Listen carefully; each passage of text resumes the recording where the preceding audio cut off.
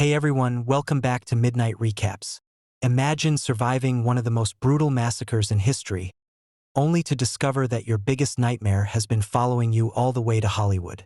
Tonight's nightmare is Maxine 2024. The movie opens with an old home video of a young girl named Maxine Miller performing a small dance routine while her father, Pastor Ernest Miller, records her. Before the video ends, Maxine repeats a phrase her father taught her: "I will not accept a life I do not deserve." Those words become the motto she lives by. The story then jumps to 1985. After surviving the horrific massacre at the Texas farm, Maxine Minks has built a career as an adult film actress. However, she knows that career won't last forever, so she sets her sights on Hollywood. Her biggest opportunity comes when she auditions for a horror movie called The Puritan 2. During the audition, the casting team questions why someone from the adult film industry wants to become a mainstream actress. Maxine confidently explains that she's always dreamed of something bigger. She knows adult films can only take her so far, especially as she gets older, and she refuses to settle for less than the life she believes she deserves. To her, acting is acting, no matter the genre. The directors then ask her to perform a scene, and Maxine delivers an impressive performance that immediately grabs their attention. Afterward, they ask her to expose her chest as part of the audition, which she does without hesitation. Feeling confident as she leaves the room, Maxine tells the other ladies outside that she nailed the audition and jokes that they might as well go home. Outside of Maxine's career, Los Angeles is dealing with several disturbing events. Religious protesters gather outside the studio, claiming the Puritan 2 promotes satanic ideas and brings death to anyone involved. At the same time, the city is living in fear because a serial killer known as the Night Stalker is targeting victims across California. Maxine stays in contact with her agent, Teddy Knight, who continues searching for bigger acting opportunities for her. Excited about landing the role, she shares the news with her roommate Leon and her fellow adult film star, Amber James. Amber invites Maxine to a party in the Hollywood Hills, but Maxine declines because she has another job to get to. Her second job is performing in a live peep show. One of her customers remains hidden behind the glass, wearing black gloves and a dark suit, making him impossible to identify. After work, Maxine walks with her friend Tabby Martin.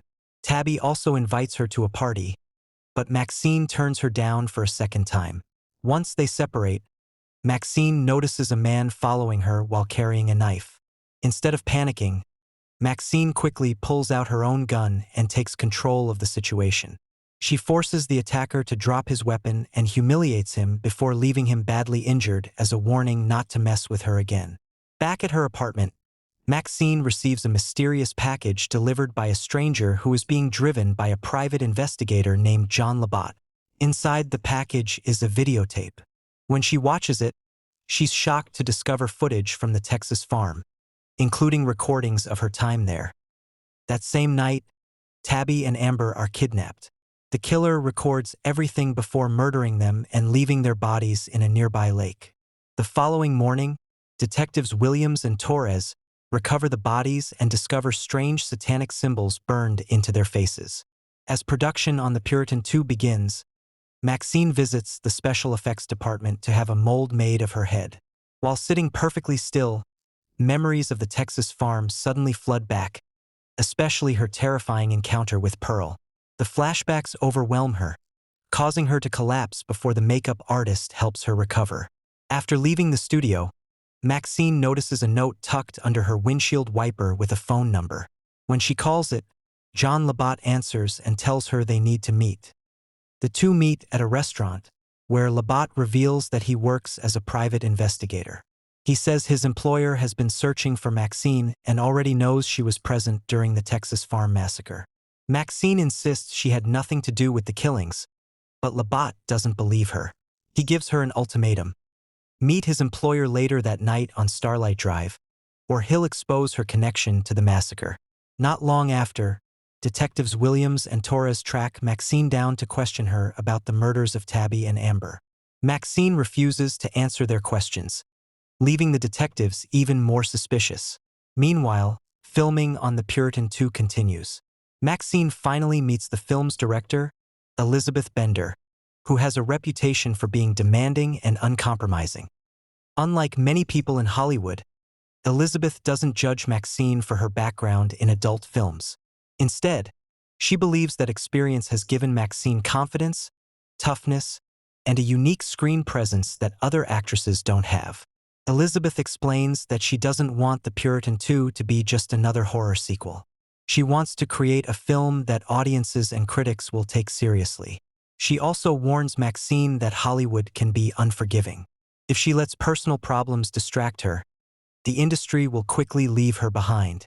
For Elizabeth, this role could completely change Maxine's future, but only if she gives it everything she has.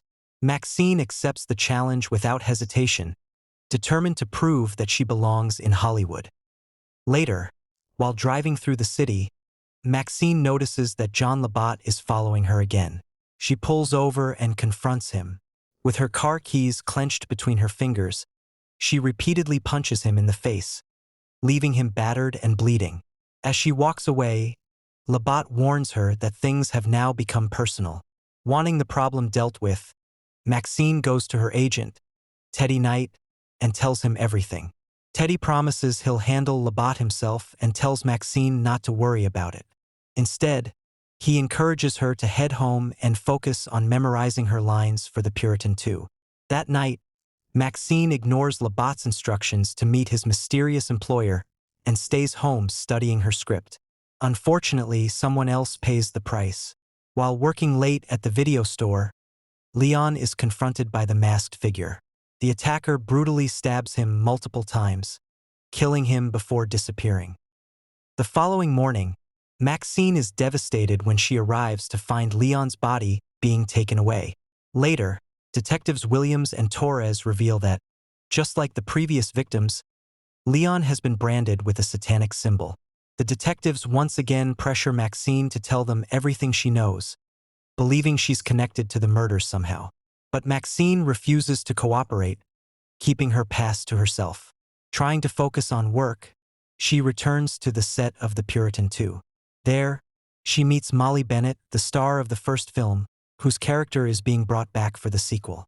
The two chat before she goes to her trailers, and Molly casually mentions she's planning to attend another party in the Hollywood Hills later that night. Before filming continues, Maxine spots Labatt lurking around the studio once again.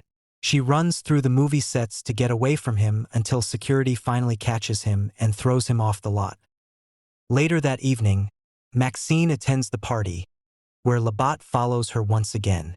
This time, however, she's prepared. She lures him outside, where Teddy and his associate Shepard Turiai are waiting.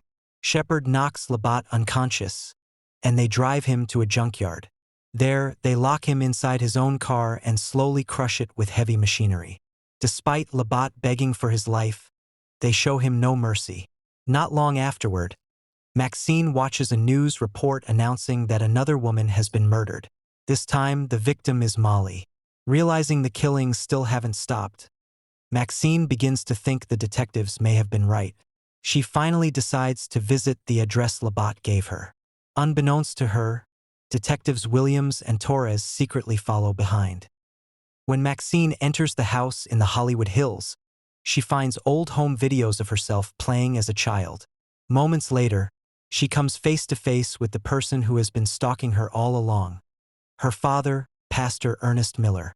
The shocking discoveries don't end there.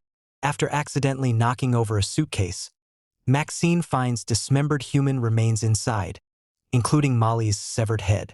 And he also murdered Maxine's friends and framed their deaths to look like the work of the Night Stalker. Before Maxine can escape, Ernest knocks her unconscious. When she wakes up, she's tied up and surrounded by members of her father's religious cult. Ernest explains that he plans to create his own film using footage of the murders.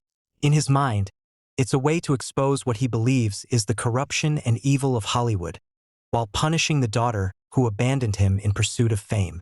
He prepares to perform a twisted public exorcism on Maxine in front of his followers. Just as Ernest is about to begin, Detectives Williams and Torres storm the property. A massive gunfight breaks out between the detectives and Ernest's armed followers, who are quickly taken down. During the chaos, Maxine manages to free herself. Ernest escapes toward the Hollywood Hills, and the detectives chase after him. Maxine follows close behind. During the pursuit, Torres is shot. Williams tells Maxine to stay with him, but Torres soon dies from his injuries. Maxine continues after Williams as the chase reaches the famous Hollywood sign. There, Ernest attacks Williams, stabbing her through the eye with a large cross. Williams manages to shoot Ernest before falling to her death. Badly injured, Ernest lies helpless. Maxine points a shotgun and stands over her father as police helicopters circle overhead. For a brief moment, she imagines the media celebrating her as the woman who finally ended the killing spree and became a Hollywood star. Looking down at Ernest, she tells him that he didn't ruin her life. Instead, she says he gave her exactly the push she needed to become unforgettable. Without another word, Maxine pulls the trigger, blowing his head into chunks.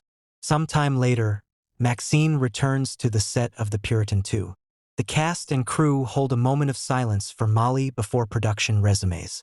Afterward, Elizabeth speaks privately with Maxine. She admits Molly's death is tragic, but believes Molly's career had already reached its limit. Maxine, however, still has a future ahead of her. When Elizabeth asks what she wants next, Maxine smiles and answers with complete confidence. She simply says she never wants her fame to end.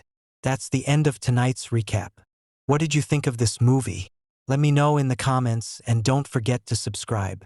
If you're craving another terrifying story, tap the video on your screen right now. Trust me, you don't want to miss this one.